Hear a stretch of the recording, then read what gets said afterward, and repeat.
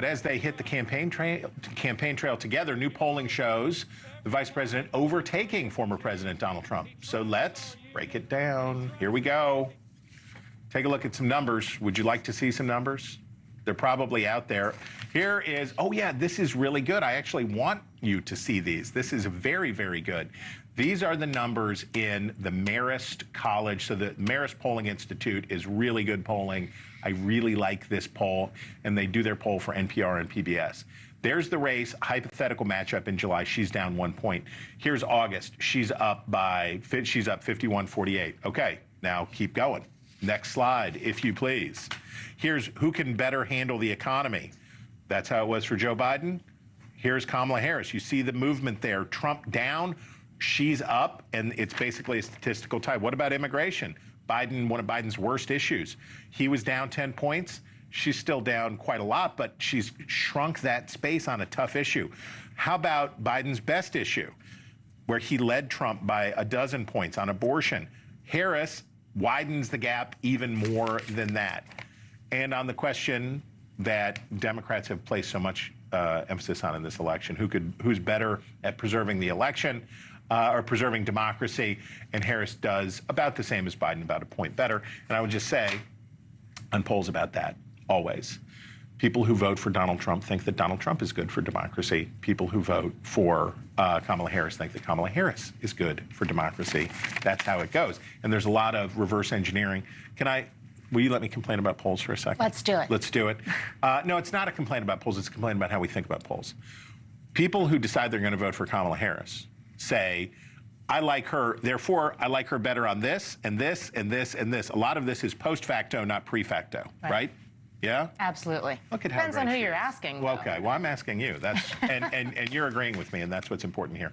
How much of this, Linda, is Democrats who were trying to get Joe Biden out of the race? That Democrats were saying, I'm not going to say that I'm voting for, I'm out. I'm crossing my arms and I'm waiting. And now that he's out, they can come back. None of them. None of them. None of them. These polls are asking ordinary voters what do they think. They're not asking the party stalwarts what they think. Okay. Who may have different opinions, they may not. So I think what we're seeing is a real shift. Okay. And what you should be watching as a poll digester is really the overall trend lines. And the overall trend lines are moving in a direction that is not good for the Republican ticket.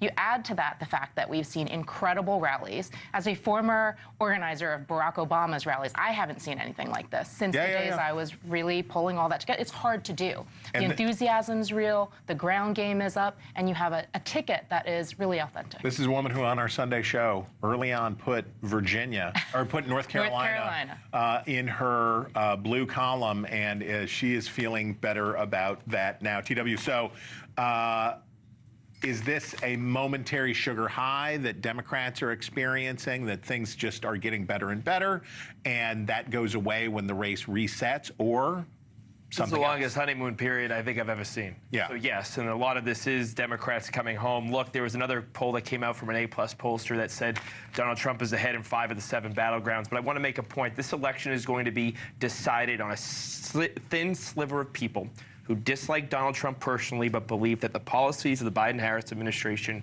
are even worse. Now, because of Joe Biden's previous perceived incompetency, that hurt him among that group. With a new face that has helped thin that gap out. But at the end of the day, people are going to say, does my distaste, these middle people, does my distaste for Donald Trump override the policies of the Harris administration? That'll be the determination. Can you explain how we go from a Kamala Harris that's 45 to a Kamala Harris that's 51 in this poll? You know, it's interesting because I think when she was at the second to Biden, her approvals were much lower. But the moment she took charge at the ticket, it just completely flipped on a dime. I think a lot of it has to do with obviously Democratic enthusiasm. Biden was not ginning up that enthusiasm, and I think her team has done a really good job of marketing her to Gen Z voters, to younger voters, voters of color. They've done a good job of sort of putting her. She's done a good job too of putting the bright lit. Mr. McCormick. Thank you for watching, and make sure you go to joinnn.com to find NewsNation on your television provider. And don't forget to click the red subscribe button below to get more of NewsNation's fact-driven, unbiased coverage.